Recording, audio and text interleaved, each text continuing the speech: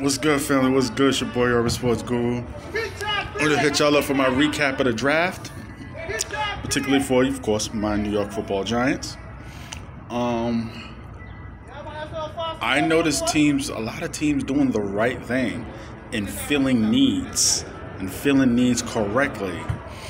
I don't think it's a coincidence teams that drafted quarterbacks immediately after drafted offensive linemen. I think they hear enough of the pundits and they say things that I've said, that enough young quarterbacks are destroyed and not developed correctly. And then we have 5 quarterbacks drafted in the first round whose talent I all believe in. As y'all know, there's certain quarterbacks that come in whose talent I just don't believe in. All 5 of these quarterbacks, all these quarterbacks that got drafted in the first round this year, from Trevor Lawrence, Trey Lance, Mac Jones, Justin Fields, Zach Wilson. I believe in the talent of all these young brothers. It's all about their development. And I notice how all of these teams are doing things to develop them properly. At least draft this year in the draft. Let's see what happens. Because I think if they don't get developed, it's going to be squarely on the coaches. Chicago, what they do, they take my boy Tevin Jenkins. I wanted my Giants to draft him. I don't think it's a coincidence that as soon as he was taken, then the Giants traded out of that pick. Not a coincidence at all. Not a coincidence at all. Because they need offensive line help, and I think he could be a staple at right tackle from day one. So Chicago had a great draft. The Jets had a great draft. Getting Elijah Moore afterwards had a great draft. My Giants,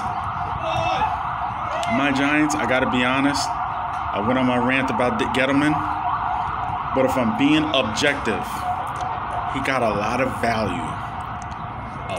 value. He traded down and got a guy at 20 that he could have picked at 11 and nobody would have said shit. A top 10 talent he got down at 20. Now, he could have taken Rashawn Slater.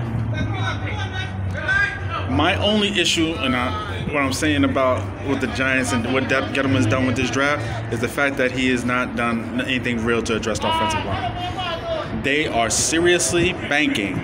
I don't have a problem with them banking on Jones, Daniel Jones. I have a problem with them banking on Nate Solder. That's my problem. Nate Solder has played right tackle before. Looks like he's going to be playing right tackle this year. You got the young kid, Thomas. He finally gets an off season. I expect better things out of him. He looked better as the season went on. I had no problem with you investing in the left tackle you drafted last year. Okay, it's only 1 year. And he looked better as the season went on, as I just said. But you're banking on Nate Solder, who first season, C+. Second year, graveyard dirt. Let's call it what it is. He was graveyard dirt. And you had a chance to draft Rashawn Slater or trade down at 20 and take Tevin Jenkins, and nobody would have batted an eye. And solidified the O-line, where the O-line's not an issue anymore. And the O-line's been an issue for 10 fucking years. That's the problem. You get value in the second round with the pass rusher, the kid from Georgia. Even though the last kid from Georgia, Lorenzo Carter, he's still a question mark. But then you get value in the third round, the young corner who could easily win the second round. He's got value. Then you get the pass rusher later on. You could develop him. He's very talented. So he got value and getting an extra first round pick and an extra 4th. On paper, this is good. But if Nate Solder stinks it up, and the Giants' offensive line is a huge issue that holds Daniel Jones back, it's going to be remembered you did not take Rashawn Slater. That's what it comes down to. At the end of the day, he did not take Rashawn Slater. Yes, Penei Sewell did not drop him, but he did not take Rashawn Slater, and he did not take Tevin Jenkins when he had the chance. There's no escaping those two truths. There's no escaping them. So, other than that, Raiders made some risky picks. That's what the Raiders do. And Raiders had a lot of first-round capital these last few years. spent a lot of it on defense, and the defense is fucking god-awful. They don't have one, as Jerry Jones put it, war daddy on that defense. And they've put a lot of capital into that defense. Cleveland Ferrell, I think that's his name. They picked him 4. He could easily win the end of the first round. They picked him 4. I'm not seeing it. They were amongst the bottom when it comes to rushing the passer. Max Crosby is the better pass rusher, not him. Okay, you found something in Max Crosby, but they don't have, as Jerry Jones put it, war daddy on that defense. They don't have one. They don't. I love their offense. I love their O-line, their running back, their receiving core, and their quarterback. That defense can't stop a nosebleed. And they put a lot of stuff into that defense. You go get a left tackle who could have easily went in the second round, and you get him in the middle of the first.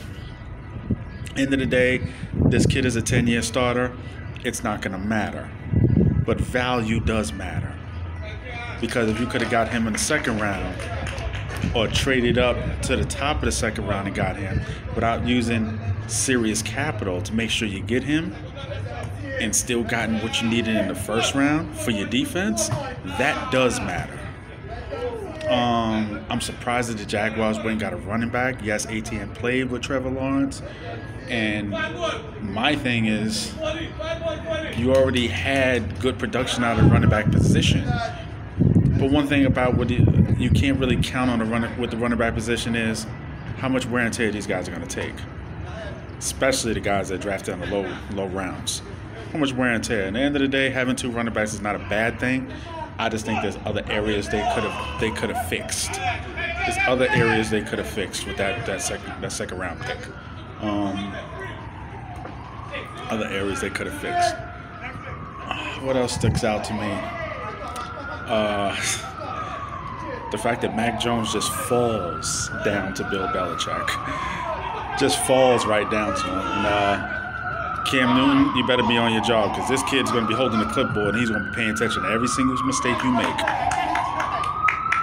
Every single mistake you make. Guess what? He's already used to holding the clipboard because he did it in Alabama. Then when he came in, what happened? He never let that job go again. He never let that job go. He quarterbacked them to a championship. Just saying. I think this is a perfect match because they like the quarterback who's going to read defense, process information, and get rid of the football quick. It makes all the sense in the world. Lastly, the 49ers just getting Trey Lance, that made more sense because they used a lot of draft capital to move up, and they spent a lot of money. They gave Trent Williams a ton of money. Deservedly so. He's the best in the game right now. This is a team that's prepared to win now. They gave up 2 first-round picks. They're prepared to win now. So they're going to have to develop Trey Lance properly. One thing that really made me laugh was Philly. You was in the top 10, traded out of the top 10, traded down. Then you trade with the Cowboys to trade back up. What the fuck are y'all doing? Yes, you get Devontae. You get the Alabama kid, Devontae Smith. I can't forget his name. And I think this kid is going to be a beast. Everybody hating on him because he's on the $165. I do not give a shit. I don't give 2 fucks. I think this kid's going to be a problem. But he was out of the top 10. He was in the top 10, trade out of the top, then he trade back in. Who's running the ship here? Who's running the ship here? Somebody get control of the ship, get control of the wheel, and figure out what the fuck is going on. Somebody. Figure this shit out. Jalen Hurts is at this team mercy. I understand they want to give him a piece, and deservedly so, if you want to see what you got with him. But figure this shit out, please. Philadelphia, figure this shit out. Hit me likes. Hit the subscribe button.